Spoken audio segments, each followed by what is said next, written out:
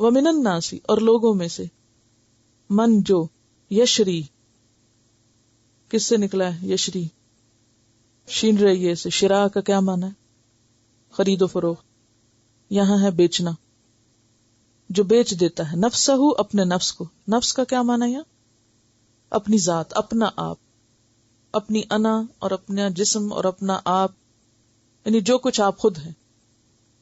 ابتغاء، ابتغاء کا روٹ کیا؟ بے غین، یہ بغی کیا معنی ہوتا ہے؟ کوشش کر کے کسی چیز کی طلب رکھنا، تلاش کرنا، ٹھیک ہے نا؟ جو تلاش میں رہتا ہے، طلب کرتا رہتا ہے، چاہتا رہتا ہے، یعنی ہر وقت اس چیز کی تلاش میں ہوتا ہے، چاہنے والا ہوتا ہے. کس کی؟ مرضات اللہ، اللہ کی رضامندی. مرضات رے دوادیے، ردیہ کا کیا معنی ہوتا ہے؟ یہ راضی ہونا. مرضات کیا؟ رضامندی اللہ کی، یعنی اللہ کی رضامندی تلاش کرنے کے لیے وہ کیا کرتا ہے؟ تڑپتا رہتا ہے اور ڈھونڈتا رہتا ہے بہانے کہ کسی طرح میں اللہ کو راضی کر سکوں. واللہ رؤوف بالعباد، اور اللہ شفقت کرنے والا ہے. رؤوف رأفت سے، رے حمزہ فے رأف، کسی کو تکلیف میں دیکھ کر بہت شفقت کرنا، بہت اس سے ہمدردی ہونا. بالعباد، عباد عبد سے ہے، بندوں کے ساتھ بے حد شفقت کرنے والا ہے، بہت زیادہ مہربانی کرنے والا ہے. اور ان میں کون بندے مراد ہیں؟ عباد الرحمن، سورۃ الفرقان میں آتا نا، وعباد الرحمن، اللہ کے خاص بندے. ان سے تو خاص طور پر مہربان ہے، لیکن دنیا میں تو اللہ کی مہربانی عام بھی ہے. ٹھیک ہے، دونوں معنی ہو سکتے ہیں اس کے، یعنی جو ایسا کرنے والا ہے اللہ بھی اس پر بڑا شفیق اور مہربان ہے. چلیے مجھے یہ بتائیے کہ اپنے آپ کو بیچنا کیا ہوتا ہے؟ اللہ کی خاطر خود کو بیچنا. تھوڑا امیجن کریں، اللہ کی رضا چاہنے کے لیے یا اللہ کو خوش کرنے کے لیے خود کو بیچ ڈالنا. اسلمت لرب العالمین، اور اپنی مرضی باقی نہ رکھنا، اللہ کی مرضی پہ زندگی گزارنا. اور جیسے یہ کہتے ہیں رضیت باللہ ربا وبالاسلام دینا وبمحمد نبیا، اگر کوئی چیز مشکل بھی لگے تو اسے قبول کر لینا کہ جب اپنا آپ دے ہی دیا تو پھر اب اعتراض یا شکوہ کس بات پہ. یعنی اپنی خواہشات قربان کر دینا. اپنے آپ میں کیا آتا ہے؟ پہلے اگر آپ اپنے آپ کو ڈیفائن کر لینا، آپ کیا چیز ہیں، آپ کے پاس کیا کیا ہے. یہی تو اصل مشکل ہے، کہتے ہیں کچھ بھی نہیں. سوچیے ذرا، سوچیے، کیونکہ یہ کرنے کا کام ہے نا. اصل میں یہ دوسرا کردار ہے. اب ایک وہ کردار تھا جو باطنی ہے لیکن عمل میں فیل ہے. دوسرا، اس کی ابتدا کہاں سے؟ وہ نفس کو بیچ کے شروع ہو رہا ہے. اس کا کردار ابتدا کہاں سے ہو رہی ہے کہ اس نے اپنا آپ ہی بیچ دیا. یعنی دعویٰ کچھ نہیں کرتا، کہتا کچھ نہیں، کر کے دکھاتا ہے. اور کس حد تک کرتا ہے؟ یعنی جو کچھ بھی وہ اللہ کے لیے، اللہ کے دین کے لیے، اللہ کی خوشی حاصل کرنے کے لیے کر سکتا ہے وہ کر گزرتا ہے، چاہے اس کو اپنی جان بھی دینی پڑے، جان بھی دینی پڑے. یشری نفسو، جب کوئی چیز بیچ دیتے ہیں تو کیا ہوئی؟ کہ قلم آپ نے بیچ دیا، کیا کیا؟ پھر یہ آپ کا تھوڑی رہا، بیچ دیا. ان اللہ اشتری من المؤمنین انفسهم واموالهم بان لهم الجنہ، اللہ نے مومنوں سے ان کی جان اور مال جنت کے بدلے خرید لیے. آپ نے اپنے جان مال بیچ ڈالے، یہ آپ کے نہیں. اب یہ بہت جامع مفہوم ہے اس میں. پھر کوئی انا باقی نہیں، کوئی جھگڑا باقی نہیں. جھگڑے سارے ہیں یا نہ کے، ہے نا؟ تو جب اپنا آپ بیچ دیں گے تو پھر جھگڑا کہاں سے کریں گے؟ پھر الد الخصام تو نہیں رہ سکتا انسان. جھگڑا ہوتا ہی میں سے، میں اہم ہوں. جان دی ہوئی اسی کی تھی. حق تو یہ ہے کہ حق ادا نہ ہوا. یعنی وہ اپنی جان دے کے بھی کہتا ہے ابھی بھی نہیں حق ادا ہوا. وہ اس کو بھی کوئی چیز نہیں سمجھتا کہ اس نے جان بھی دے دی. کہاں یہ کہ چھوٹی چھوٹی کوششوں کو گننا، یعنی ایک یہ رویہ ہوتا ہے نا کہ انسان تھوڑا سا اللہ کے دین کا کام کرتا ہے اس کو گننا شروع کر دیتا ہے، تھوڑا سا اللہ کے راستے میں مال خرچ کرتا ہے اس کو گننا شروع کر دیتا ہے، تھوڑا سا اللہ کی خاطر جھکنا پڑتا ہے کہیں اس کو گننا شروع کر دیتا ہے، کوئی قربانی کرتا ہے اس کو گننا شروع کر دیتا ہے، اس کا تذکرہ شروع کر دیتا ہے، اور کوئی ایسا ہے کہ جو جان دے کے بھی کہتا ہے ابھی بھی کچھ نہیں کیا، تو گننا شروع کر دیتا ہے. وہ کردار ہے جو پیچھے والا ہے. یوجبو کا قولہ، اس کی باتیں ہیں، اور یہاں بیچنے والا ہے، اپنا آپ بھی سب کچھ دینے والا ہے. دینے والے لوگ یعنی جو دینے والے ہوتے ہیں وہ کیسے ہوتے ہیں؟ Once there was a tree, and she loved a little boy. And every day the boy would come, and he would gather her leaves and make them into crowns and play king of the forest. He would climb up her trunk and swing from her branches and eat apples. And they would play hide and go seek. And when he was tired, he would sleep in her shade. And the boy loved the tree very much, and the tree was happy. But time went by, and the boy grew older, and the tree was often alone. Then one day the boy came to the tree, and the tree said, "Come, boy, come and climb up my trunk, and swing from my branches, and eat apples, and play in my shade, and be happy." "I am too big to climb and play," said the boy. "I want to buy things and have fun. I want some money. Can you give me some money?" "I am sorry," said the tree, "but I have no money. I have only leaves and apples. Take my apples, boy, and sell them in the city. Then you will have money and you will be happy." And so the boy climbed up the tree and gathered her apples and carried them away. And the tree was happy. But the boy stayed away for a long time, and the tree was sad. And then one day the boy came back, and the tree shook with joy, and she said, "Come, boy, climb up my trunk and swing from my branches and be happy." "I'm too busy to climb trees," said the boy. "I want a house to keep me warm," he said. "I want a wife and I want children, and so I need a house." "I have no house," said the tree. "The forest is my house, but you may cut off my branches and build a house. Then you will be happy." And so the boy cut off her branches and carried them away to build his house. And the tree was happy. But the boy stayed away for a long time, and when he came back, the tree was so happy she could hardly speak. "Come, boy," she whispered. "Come and play." "I am too old and sad to play," said the boy. "I want a boat that will take me far away from here. Can you give me a boat?" "Cut down my trunk and make a boat," said the tree. "Then you can sail away and be happy."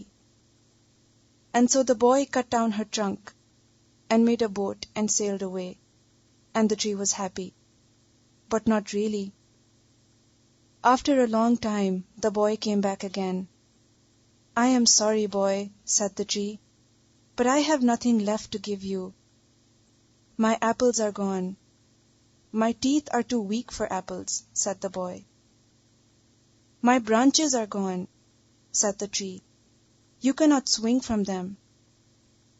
"I am too old to swing on branches," said the boy. "My trunk is gone," said the tree. "You cannot climb." "I am too tired to climb," said the boy. "I am sorry," sighed the tree. "I wish that I could give you something, but I have nothing left. I am just an old stump. I am sorry." "I don't need very much now," said the boy. "Just a quiet place to sit and rest. I am very tired." "Well," said the tree, straightening herself up as much as she could, "well, an old stump is good for sitting and resting. Come, boy, sit down and rest, and the boy did, and the tree was happy. Parents بھی تو بچوں کے لیے ایسے ہی ہوتے ہیں نا، ہر حال میں دینے والے ہوتے ہیں.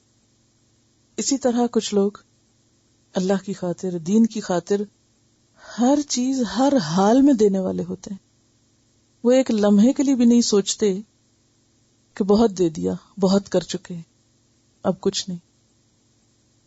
دین کو جہاں جتنی جیسے جو بھی ضرورت پڑے، وہ ایک لمحے کے لیے بھی نہیں سوچتے کہ ہمارا کیا ہوگا.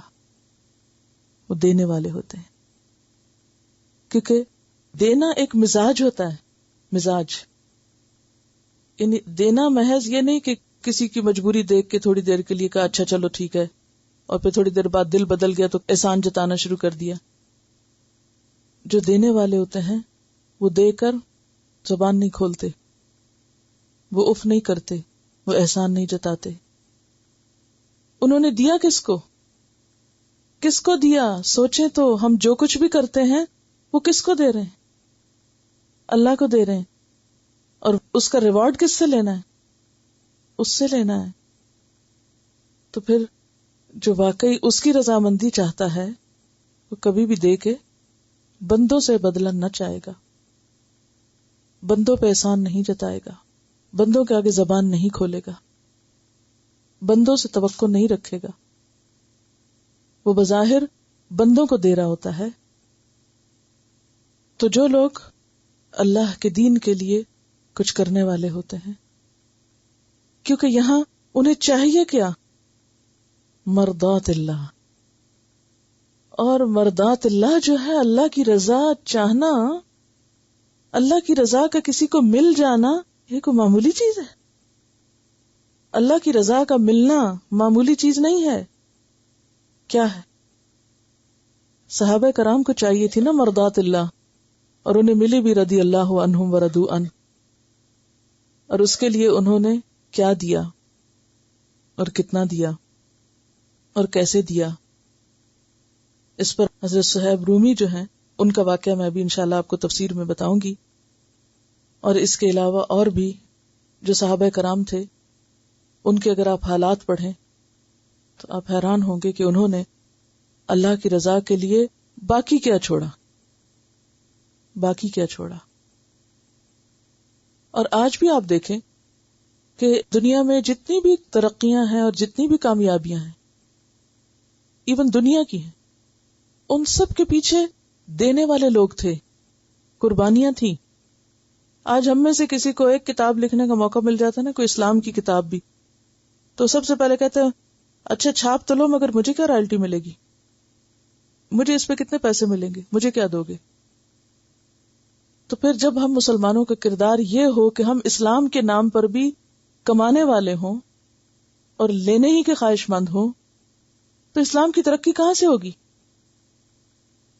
آج دین کے نام پر دینے والے کتنے ہیں کہ دین کی ترقی ہو، دین مضبوط ہو، اپنا علم، اپنا وقت، اپنا سرمایہ، اپنا سب کچھ، کہ ادارے مضبوط ہوں اور وہاں لوگ تیار ہوں، کیونکہ دیے بغیر تو کچھ بھی نہیں ملا کرتا. اور ہم طلبگار ہیں اللہ کی رضا حاصل کرنے کے، اور دینے کو کیا ہے ہمارے پاس، جو دینا کیا چاہتے ہیں، کہاں سے ملے گا؟ تو وَمِنَ النَّاسِ، سب ایسے نہیں، وَمِنَ النَّاسِ، لوگوں میں سے، انہی لوگوں میں سے، جہاں منافق ہیں انہی لوگوں میں سے ایسے بھی ہیں جو اپنا آپ بھی دے دیتے ہیں. کیا لینے کے لیے؟ اللہ کی رضا لینے کے لیے. واللہ رؤوف بالعباد، اور اللہ اپنے بندوں پہ شفقت کرنے والا ہے. ورنہ جتنا اللہ نے ہمیں دیا اور جو ہم کرتے ہیں، اپنی ذات کے لیے سب کچھ خرچ کرنے کو تیار ہیں، اور اللہ کے نام پہ کچھ دینے کی باری آئے تو ہم سوچ میں پڑ جاتے ہیں، تو اللہ چاہے تو فوراً پکڑ لے ہمیں، لیکن وہ شفقت کر رہا ہے تو اس لیے پکڑتا نہیں. وہ کہتا ہے کوئی بات نہیں. کہتے ہیں آئنسٹائن کے بارے میں آتا ہے کہ وہ کسی باغ میں تھا اور بہت ہی خوبصورت باغ تھا. اس کو دیکھ کے کہنے لگا کہ we don't deserve all this beauty, یعنی ہم نے کیا کیا ہے، ہمارے کیا کمالات، ہمارے کیا احسانات ہیں، ہم نے کیا کیا ہے. اس نے ہمیں اتنا کچھ دیا ہے کہ ہم تو اس کا شکر بھی ادا نہیں کر سکتے. کہاں یہ کہ مزید کچھ لینے کے طلبگار ہوں. ہم وہ لینا بھی چاہتے ہیں اللہ کی رضا اور اس پہ دینا بھی کچھ نہیں چاہتے, اور پھر دینا بھی اسی میں سے جو اللہ نہیں دیا. اور اگر اللہ ہمیں وہ نہ دیتا جو ہمارے پاس ہے, جس کا ہم پہ ٹیسٹ آ جاتا ہے دینے کا, تو پھر ہم کہاں سے دینے والے ہوتے؟ وہ ان میں سے بھی تو ہمیں بنا سکتا تھا نا جو لینے والے ہیں.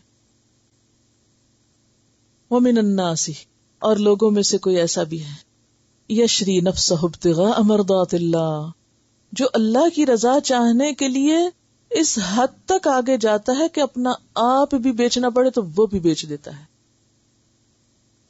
دنیا کی چیزیں بیچنا, اپنی بلانگنگز بیچنا تو دور کی بات, خود کو بھی بیچ ڈالتا ہے. اب آپ دیکھیں خود کو بیچنا یہ کتنی بڑی بات ہے, بیچنا, خود کو بیچ ڈالنا. حضرت یوسف علیہ السلام کو بازار مصر میں بیچا گیا تھا, وَشَرَوْهُ بِثَمَنٍ بَخْسٍ, اور ان کی ناقدری کرتے ہوئے ان کی صحیح قیمت نہیں پہچانی تھی تو تھوڑے ہی داموں میں وہ بک گئے. تو اس پر وہ جو پڑھتے آئے تو ایسا لگتا ہے نا کہ جیسے جو یہ نہیں جانتا کہ کسی چیز کی قیمت کیا ہے تو پھر وہ اسی طرح اونے پونے داموں بیچ دیتا ہے.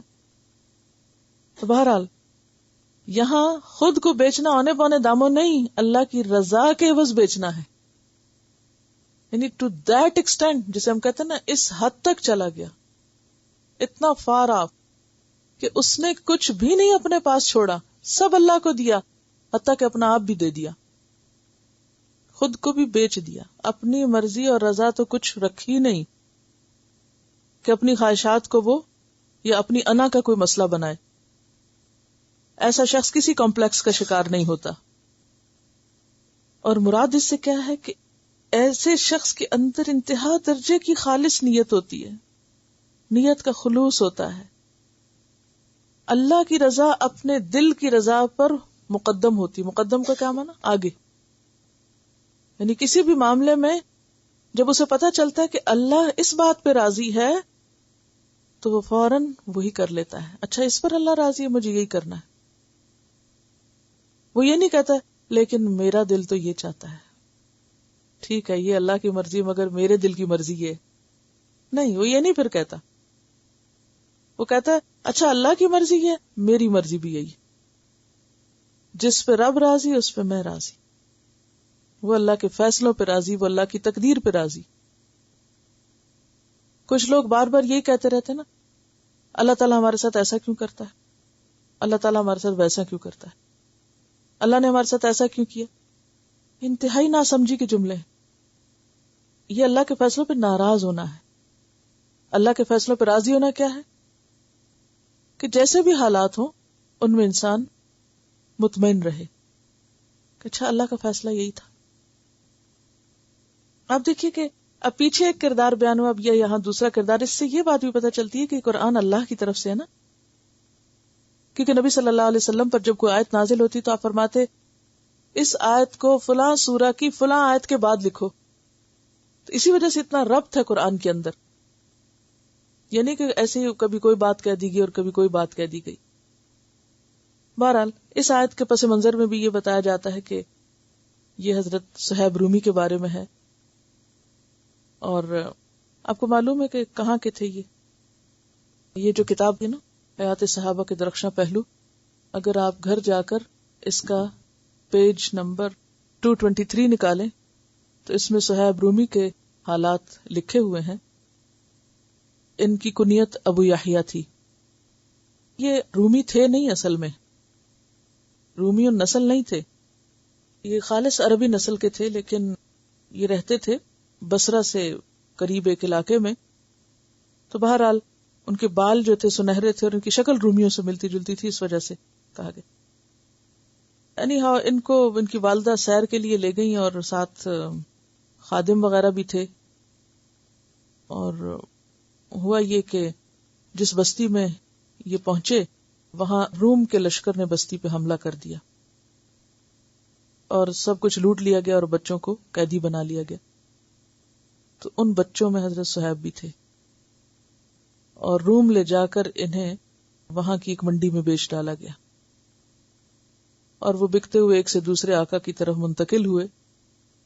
اور پھر بہرحال ان کی قسمت میں تھا اسلام قبول کرنا. یہ سارا واقعہ اس وقت میں آپ کے سامنے نہیں پڑھتی تاکہ ایسے واقعات آپ خود بھی تھوڑی سی محنت کر کے پڑھیں. اور خاص طور پر یہ واقعہ کہ جب یہ ہجرت کرنے کے لیے جانے لگے تو اس وقت قریش نے ان کو روکنا چاہا تو یہ اونچے ٹیلے پہ چڑھ کے کھڑے ہو گئے, کہنے لگے میں تم سے زیادہ بہتر تیر انداز ہوں, اور جب تک میرے ترکش میں تیر ہیں میں تم میں سے ایک ایک کو ختم کر دوں گا, اور اس کے بعد اپنے آپ کو تمہارے حوالے کروں گا. اور اگر تمہیں مجھ سے مال چاہیے تو جاؤ اور میرے گھر کے فلاں کونے میں مال رکھا ہوا ہے, وہ تم سارے کا سارا لے لو اور میرا راستہ مت روکو, کیونکہ ہجرت کر کے اللہ کے رسول صلی اللہ علیہ وسلم کے پاس مدینہ جا رہے تھے. تو اس پر یہ آیت نازل ہوئی. جب یہ مدینہ پہنچے تو انہوں نے آپ صلی اللہ علیہ وسلم کو اپنا واقعہ سنایا کہ کس طرح میرے راستے میں ہوا میرے ساتھ جب میں ہجرت کے لیے آ رہا تھا. تو آپ نے فرمایا کہ تم نے نفع کا سودا کیا, اپنا سارا مال دے کر اللہ کے رسول صلی اللہ علیہ وسلم کا انتخاب کیا, ہجرت کا انتخاب کیا, تو تمہیں کوئی نقصان نہیں ہوا, کوئی گھاٹا نہیں ہوا. اور پھر یہ آیت اتری وَمِنَ النَّاسِ مَن يَشْرِي نَفْسَهُ ابْتِغَاءَ مَرْضَاتِ اللَّهِ. کوئی ایسے بھی ہیں جو اپنے آپ کو بھی بیچ ڈالتے ہیں, یعنی اپنی زندگی کا سارا سرمایہ اور سارا سامان دے ڈالتے ہیں. کس کی خاطر؟ اللہ کی خاطر, دین کی خاطر. ایک مرتبہ نبی صلی اللہ علیہ وسلم نے حضرت صہیب, حضرت بلال اور حضرت سلمان, یہ تینوں غلام تھے نا, ان کے بارے میں حضرت ابو بکر سے کہا تھا اگر تم نے ان کو ناراض کیا, اگر تم نے ان کو ناراض کیا تو اپنے رب کو ناراض کیا. ایمان کی وجہ سے ان غلاموں کا کیا مقام تھا. تو سوال یہ ہے کہ اتنا بڑا مقام ان کو کیوں ملا کہ آپ ابو بکر سے کہہ رہے ہیں کہ ابو بکر اگر تم نے ان کو ناراض کیا تو اپنے رب کو ناراض کیا. کیا وجہ تھی؟ صہیب کے اندر وہ کیا خوبی تھی؟ کیونکہ انہوں نے اللہ کی رضا کی خاطر اپنا سب کچھ قربان کر دیا تھا, ہر چیز دے ڈالی تو خالی ہاتھ مدینہ پہنچے تھے, خالی ہاتھ. کیا ہماری زندگی میں کبھی کو وہ دن آیا کہ جب ہم بالکل ہی خالی ہاتھ ہو, کچھ بھی نہ ہو ہمارے پاس؟ کبھی بھی نہیں. اور وہ بھی دین کی خاطر, سوال ہی پیدا نہیں ہوتا. ہم دین پہلے چھوڑ جائیں خالی ہاتھ ہونے سے. تو یہی فرق ہے صحابہ کرام میں اور ہم میں کہ انہوں نے دین کی خاطر سب کچھ دے ڈالا.